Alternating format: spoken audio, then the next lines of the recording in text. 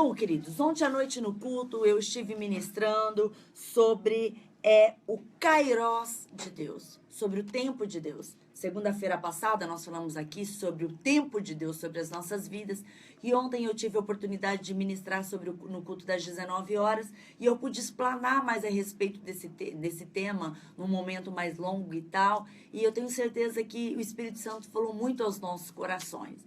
E eu falei a respeito do livro de 1 Samuel, capítulo 13, sobre a história do rei Saul. Eu quero ler um pouquinho aqui alguns versículos, né, pra gente relembrar, porque não vai ter como a gente ler todo o texto, mas diz assim, 1 Samuel 13, versículo 10. Sucedeu que, acabando ele de oferecer o holocausto, eis que Samuel chegou a Saul, e Saul lhe saiu ao seu encontro para lhe saudar. Versículo 13. Então disse Samuel a Saul, agiste neciamente, não guardaste o mandamento que o Senhor teu Deus te ordenou, porque agora o Senhor teria confirmado o teu reino sobre Israel para sempre. Porém agora não subsistirá mais o teu reino, porque o Senhor tem buscado para si um homem segundo o seu coração. Bom, Saul estava ali no seu governo como rei, diante de um grande desafio. Ele estava prestes a entrar numa batalha com o povo filisteu, porque o filisteu estava vindo ao encontro do seu exército para que eles pudessem guerrear.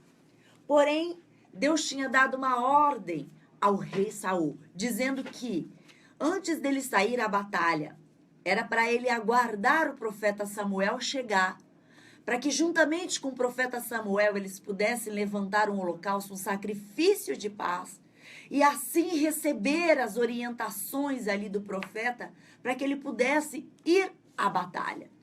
E ali Samuel falou que em 7 dias ele chegaria, era para o rei esperar 7 dias, para que o profeta chegasse, para que eles pudessem fazer esse ponto de partida espiritual, para que eles pudessem ir para a batalha e assim vencer essa batalha. Porém, deu 1 dia, 2 dias, 3 dias, 4 dias, 5 dias, 6 dias, 7 dias. E o profeta Samuel não chegou. O rei Saul começou a ficar preocupado. O povo começou a questionar. O seu exército começou a se espalhar. E o povo começou aquele burburinho. E aí? Você não vai fazer nada não, rei? O povo filisteu está chegando. Nós vamos morrer, nós vamos ser destruídos. Cadê o profeta? E ele começou a ser pressionado pela circunstância. E ele começou a ser oprimido por causa da demora do profeta Samuel.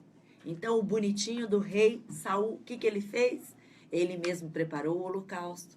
Ele mesmo preparou o sacrifício. E ele mesmo fez aquele sacrifício de paz.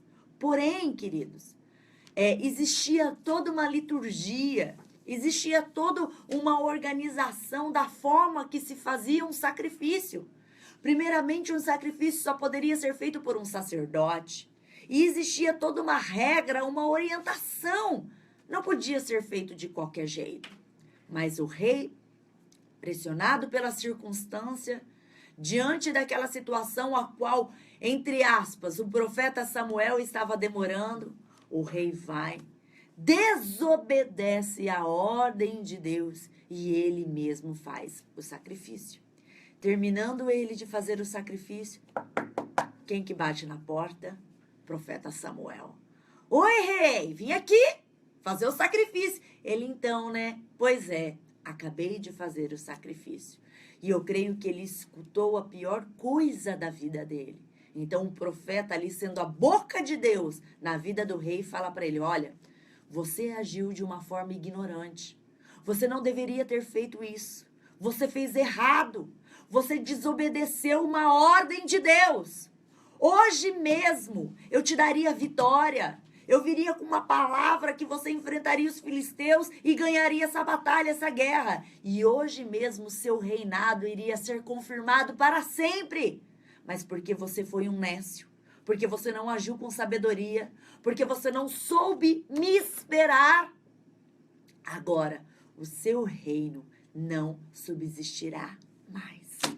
Pensa, queridos, que tristeza!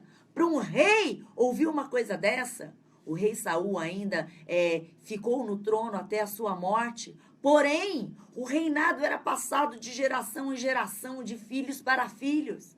Então, os seus filhos não puderam herdar o trono, o palácio, a coroa.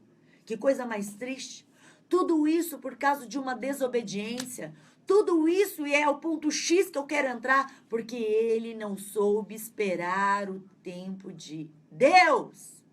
Queridos, eu quero dizer uma coisa para vocês e ressaltar o que eu falei semana passada, o que eu falei ontem, e eu vou reforçar aqui novamente.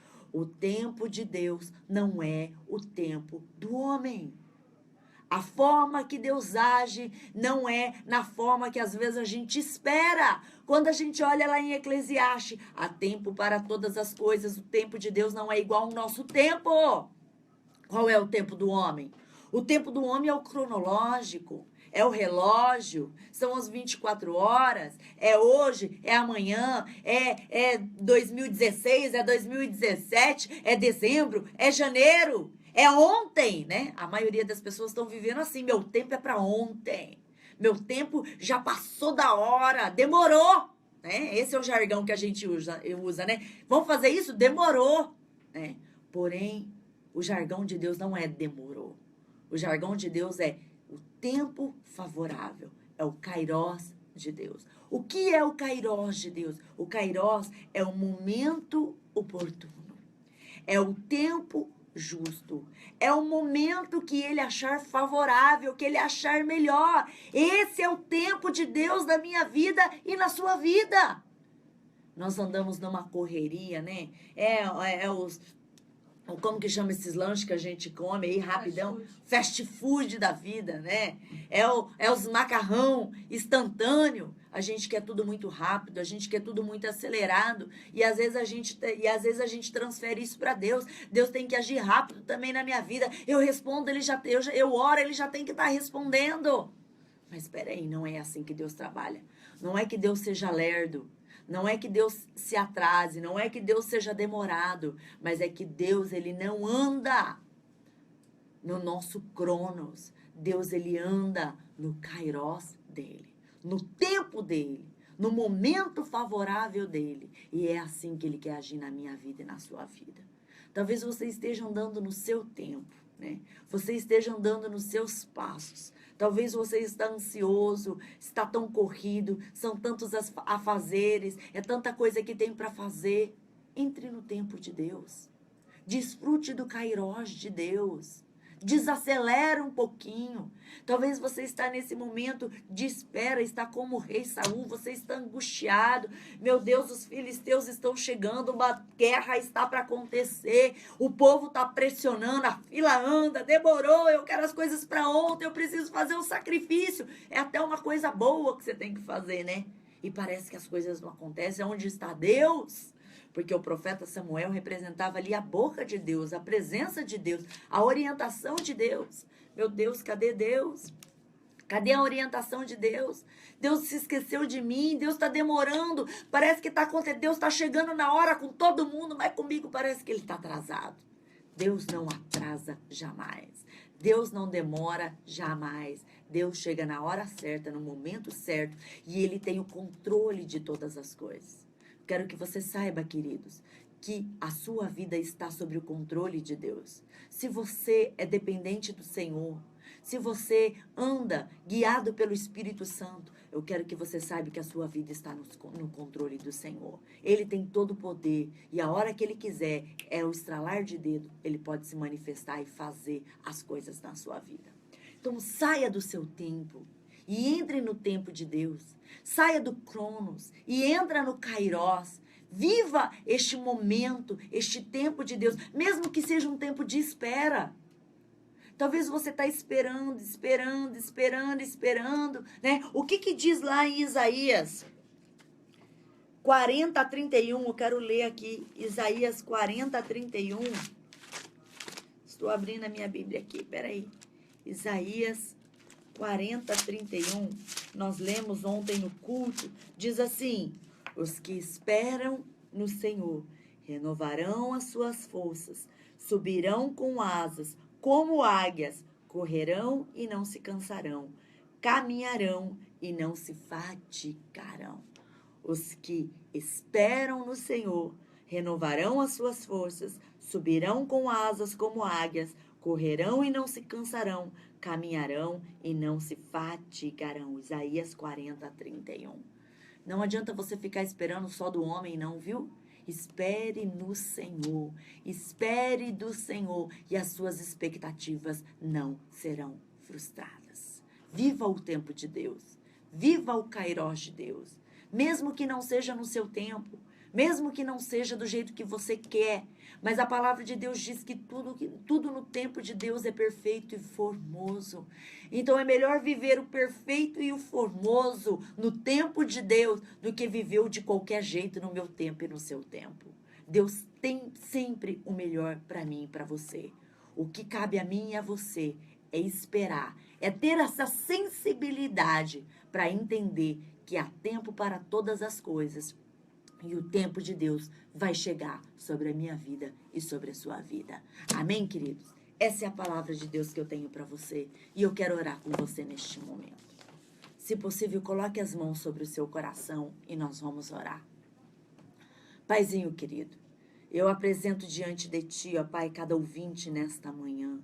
Senhor, talvez alguns neste momento angustiados, nessa segunda-feira, esperando um milagre, esperando alguma coisa acontecer, ansioso, inquieto. Senhor, eu quero pedir a Deus que o Teu kairós, que o seu tempo, que o momento favorável, que o tempo oportuno chegue sobre os Teus filhos, chegue sobre a Tua igreja, chegue sobre aqueles que estão nos ouvindo nessa manhã. Aqueles que estão na espera, na expectativa, Senhor, que o Senhor possa renovar as forças, renovar o caminhar, dê asas como de água para que os teus filhos possam voar. Renova-nos, ó Pai, nesta manhã, para que possamos esperar e entrar no Teu kairós, no Teu tempo. Que não venhamos andar no nosso tempo, mas que possamos andar no Teu tempo, na Tua presença, no seu momento, em nome de Jesus. Amém. Amém, queridos? Essa é a palavra do trono de Deus para a sua vida. Saia do seu tempo e entre no tempo de Deus, no kairós de Deus, porque é perfeito e agradável para a sua vida, tá bom?